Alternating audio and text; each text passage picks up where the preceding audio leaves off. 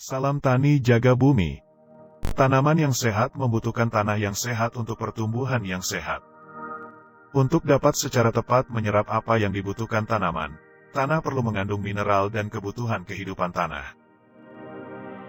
Penelitian menunjukkan, meluasnya penggunaan pupuk sintetis menyebabkan tanah tidak lagi memiliki kebutuhan biologis yang diperlukan untuk pertumbuhan tanaman yang sehat. Pupuk sudah dipergunakan dari masa ke masa, di mana tidak ada pemahaman tentang dampak jangka panjang bagi petani terhadap tanah. Pupuk dianggap suatu keajaiban, mampu menghasilkan panen berlipat ganda, dan para petani mampu menyediakan makanan yang dibutuhkan untuk populasi tanaman yang terus bertambah. Namun saat ini, setelah bertahun-tahun menggunakan pupuk sintetis, pengaruhnya terhadap kualitas tanah terlihat jelas. Semakin terlihat bahwa lebih sedikit nutrisi mineral yang tersisa di tanah mengakibatkan tanaman menjadi lemah dan sakit dengan cepat. Mereka tidak lagi dilindungi oleh bakteri dan jamur, justru malah diserang oleh mereka.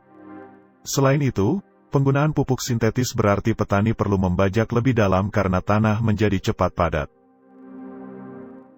Ini adalah bisnis yang mahal bagi para petani dan merusak kualitas tanah. Sebenarnya terdapat cara yang lebih baik dan tidak banyak diketahui, akar tanaman dapat berkembang lebih mudah di lingkungan yang kaya akan akar tua. Di sini, Anda dapat melihat metode pembajakan yang bisa mengeruk sampai sedalam 25 cm. Ini berarti bahwa tanaman tersebut nantinya benar-benar berjuang keras untuk dapat mencapai ribuan jalur akar yang telah dibuat oleh tanaman sebelumnya. Akar tanaman baru bahkan seringkali tidak bisa melewati batas tanah bajakan karena pembajakan tanah dengan menggunakan alat berat membuat tanah cepat padat. Metode budidaya permukaan dapat menawarkan solusi untuk hal ini. Pengolahan tanah dangkal, ini berarti bahwa akar dengan cepat dapat mengakses lorong-lorong yang ditinggalkan oleh akar yang membusuk. Dalam situasi ini, mereka hanya perlu bekerja sangat keras setelah mencapai ujung bekas akar.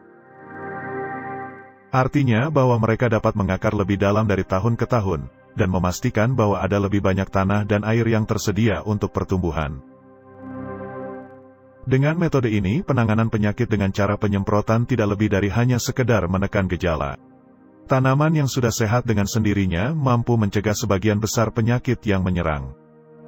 Namun saat ini pestisida selalu dipergunakan untuk menjamin hasil panen, sebagai akibat negatif dari penggunaan pupuk sintetis dalam waktu lama. Kesimpulan yang bisa kita tarik adalah bahwa tanaman yang hanya diberi pupuk sintetis pada akhirnya akan selalu terserang penyakit. Pupuk sintetis adalah penyebab langsung dipergunakannya pestisida untuk tanaman. Untuk menyelesaikan masalah over penggunaan pupuk sintetis, lingkaran setan harus diputus. Pertanyaan yang harus kita tanyakan pada diri kita sendiri adalah bagaimana kita bisa memperbaiki tanah. Jawabannya sangat sederhana, tetapi membutuhkan penjelasan.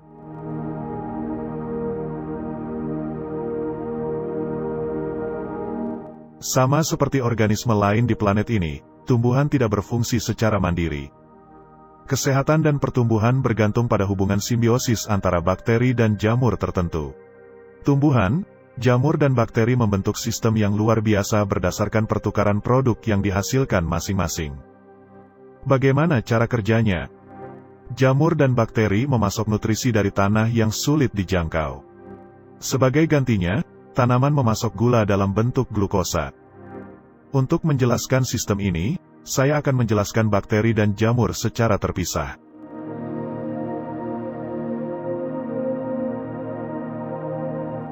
Tanaman memiliki masalah. Akar serapan halus mereka memiliki kapasitas terbatas. Mereka hanya menggunakan 4–7% dari volume tanah, dan rata-rata tidak lebih tebal dari sehelai rambut. Akar serapan pun tidak berumur panjang, hanya 1–3 minggu. Seperti yang Anda lihat, tanaman membutuhkan bantuan eksternal. Tanaman menggunakan rute penyerapannya untuk membuat suatu hubungan. Jika tidak dapat menemukan pasangan, mereka akan mati. Jika mereka berhasil, itu awal dari hubungan yang indah. Artinya, saat itulah simbiosis sudah dilakukan.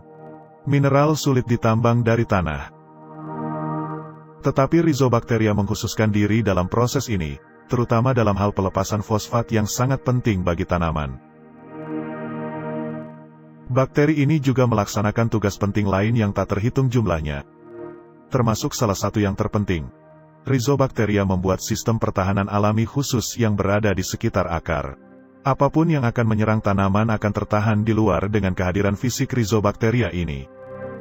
Mereka memastikan bahwa tidak ada ruang untuk penyakit.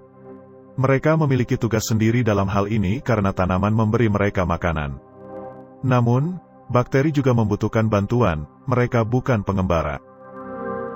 Koloni bakteri tidak bolak-balik dari mineral ke akar. Sebagian besar mineral ditemukan di tanah terletak di luar jangkauan akar tanaman. Sesuai dengan jangkauan kehidupan Rhizobacteria, mereka hanya bisa hidup di dekat akar. Seperti yang telah kita lihat sebelumnya, zona absorpsi sangat terbatas. Jamur Mycorrhiza mampu meningkatkan kapasitas absorpsi ini secara drastis. Ini mungkin terdengar seperti perkembangan modern, tetapi sebenarnya tidak. Jamur selalu ada. Tetapi karena modernisasi, perannya diabaikan. Karena bertahun-tahun menggunakan pupuk sintetis, Mycorrhiza hanya ditemukan secara sporadis di tanah pertanian. Jamur Mycorrhiza selalu hidup dalam hubungan simbiosis dengan akar tanaman. Jamur Mycorrhiza membentuk hubungan hidup di dalam akar dan menciptakan sistem penyerapan dan transportasi. Ini penting untuk pertumbuhan tanaman yang sehat. Mycorrhiza di akar sama normalnya dengan klorofil di daun, ini tidak diragukan lagi. Seperti yang disebutkan sebelumnya, akar serap tanaman hanya setebal 0,2 mm. Artinya mereka hanya bisa tumbuh di pori-pori makro seperti yang ditunjukkan di sini. Sekarang kami memperbesar untuk melihat apa yang terjadi ketika tanaman mendapat bantuan dari jamur Mycorrhiza. Benang jamur bahkan lebih tipis dari kebanyakan bakteri, hanya setebal 3 mikron. Artinya, benang tipis ini mudah tumbuh di pori-pori mikro tempat penyimpanan sebagian besar nutrisi dan air. Tanpa bantuan, tanaman tidak akan pernah bisa mencapai area ini. Yang berperan dalam penyerapan nutrisi dan air tanaman bukan hanya akar, tetapi juga benang jamur yang berada di sekitar akar. Benang jamur yang tipis panjang yang sepenuhnya mengambil alih penyerapan bahan dari akar mampu memberikan ketahanan terhadap penyakit.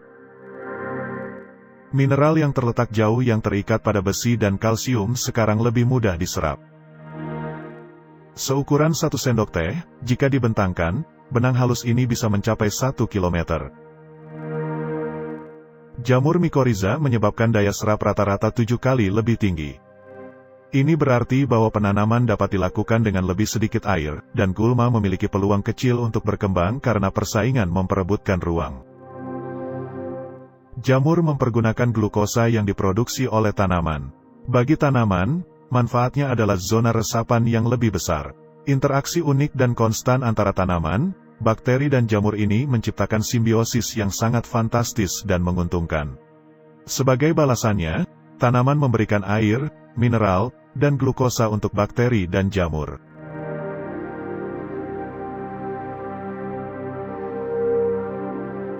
Hubungan antara tanah dan akar membutuhkan biologi tanah yang sehat. Tanah yang sehat mengandung bahan organik dari daun, akar mati, kotoran dan bangkai hewan. Bahan organik ini diurai alam oleh kehidupan tanah menjadi humus. Ini menciptakan banyak makanan untuk kehidupan tanah, dan tanah menahan banyak CO2. Penggunaan pupuk sintetis bertahun-tahun menyebabkan humus menghilang dari lahan pertanian. Anggap saja humus sebagai baterai tanah, disinilah energi untuk melakukan tugas kehidupan tanah disimpan. Tanpa humus, pemulihan tanah alami tidak mungkin tercapai. Sudah sejak lama dipercaya bahwa pupuk nitrogen merangsang kehidupan tanah karena lebih banyak menumbuhkan bakteri. Tetapi untuk menjaga keseimbangan karbon nitrogen, mereka dipaksa untuk mengkonsumsi lebih banyak bahan organik, yang kemudian naik ke atmosfer menjadi CO2. Simbiosis antara tanaman, jamur, dan bakteri tidak hanya merupakan simbiosis yang baik, tetapi juga sangat vital. Tanpa penguraian bahan organik yang ada di alam, kehidupan justru akan hancur karena kelebihan bahan organik tidak terurai. Kembali ke pertanyaan yang kita tanyakan sebelumnya, tentang bagaimana kita dapat memperbaiki tanah. Pada akhirnya jawabannya adalah, tanaman yang akan memperbaiki tanah dengan sendirinya. Mereka melakukan ini melalui simbiosis antara tumbuhan, bakteri, dan jamur. Benar adanya jika tanaman adalah satu-satunya yang dapat memperbaiki tanah.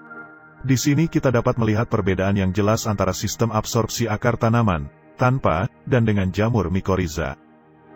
Tanaman di sebelah kiri sepenuhnya bergantung pada nilai pH tanah dan pasokan mineral. Tanaman di sebelah kanan memiliki perakaran yang mampu mengatur sendiri tingkat pH dan penyerapannya secara optimal melalui jamur mikoriza. Ini menghasilkan penyerapan yang sehat yang bekerja sempurna dengan pupuk dan metode organik.